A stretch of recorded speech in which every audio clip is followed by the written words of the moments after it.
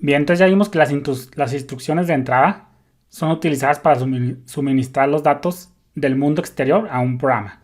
Esto pues suele ser a través del teclado o de un archivo externo. Eso ya lo vimos en nuestro diagramita. Estas son importantes para evitar lo que se conoce como hard code. Nosotros ya vimos lo que es el hard code, código duro. Y con esto conseguir programas dinámicos, considerando todos los casos. Esto es el fin de la programación. Ahorita vamos a ver que vamos a tener código fuente y archivos compilados. Obviamente, por ejemplo, imagínate que más bien el código duro es aquel que se pone directamente en el código fuente, totalmente fijo, por ejemplo. Ya después lo vamos a ver, no te preocupes. Pero obviamente el hard code, el código duro, casi siempre se va a evitar porque obviamente tú quieres tener programas dinámicos. Esto es el fin de la programación.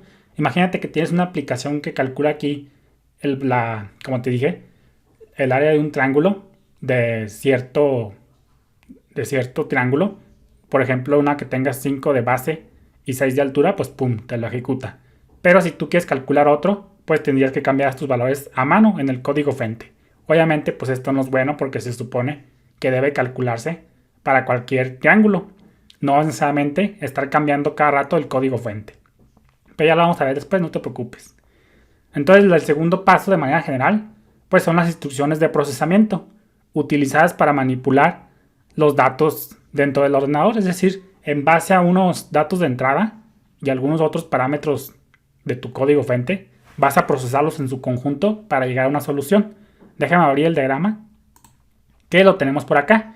Y pues este procesamiento, pues no es más que la aplicación que otorga la solución. Entonces, con unos datos de entrada y con otros tipos de datos, tú vas a poder llegar a una solución. Procesas esos datos de entrada del usuario, los procesas, desarrollas un algoritmo y entregas una solución, ¿verdad?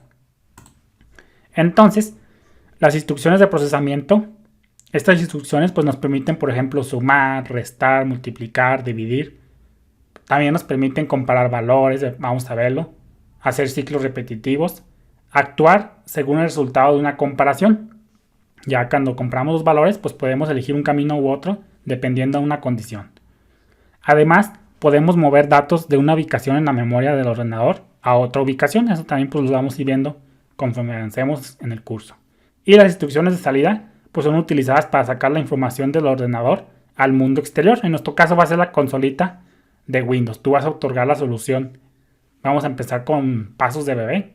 Vamos a sacar la salida mostrándola por pantalla en consola. Ya más adelante, cuando tú seas un poquito ya más adelantado en la programación, pues vas a poder otorgar ahora sí que ventanitas, una aplicación Android, una vista HTML, etcétera.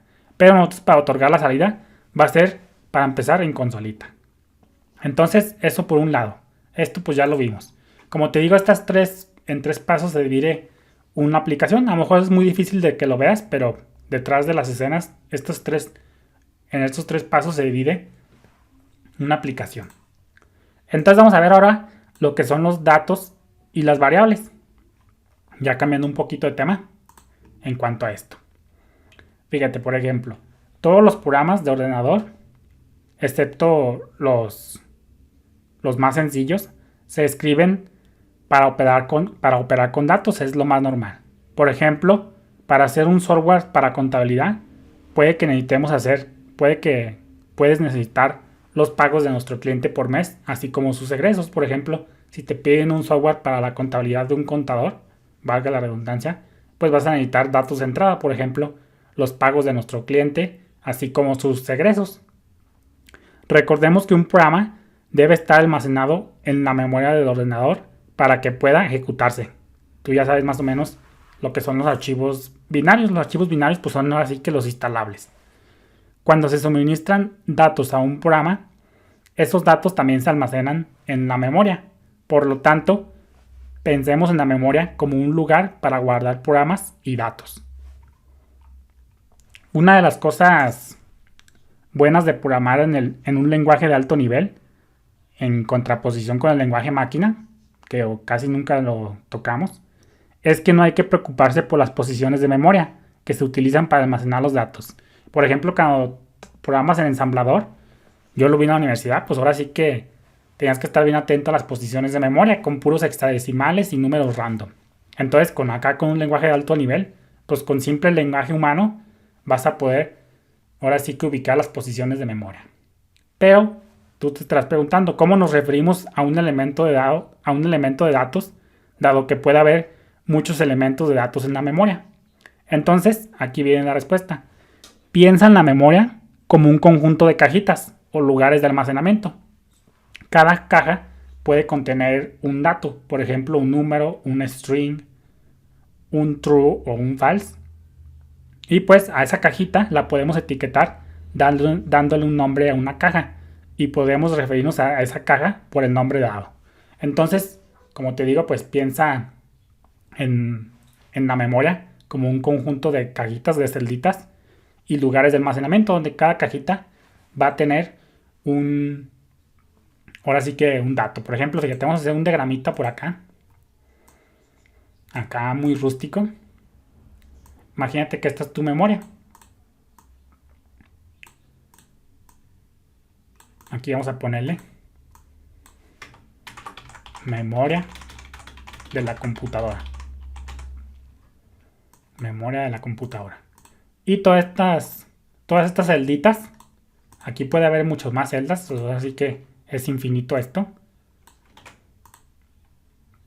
Todas estas tus direcciones de memoria. Cada una de estas es una cajita. Y cada una de estas cajitas, detrás de las escenas, pues tienen un número, que es la posición de la memoria. Casi siempre está en hexadecimal, por ejemplo, X, C, F. La verdad ni me acuerdo cuál es el sistema hexadecimal, pero es lo de menos. Por ejemplo, esta se llama así. Esta, por ejemplo, pues se llama, por ejemplo, la dirección A. Esta, por ejemplo, la dirección AB, ABC, etcétera. Cada una de estas tiene, aquí le vamos a poner puntos suspensivos, pero vamos a dejarlo para después. Entonces, esto será todo. Saludos.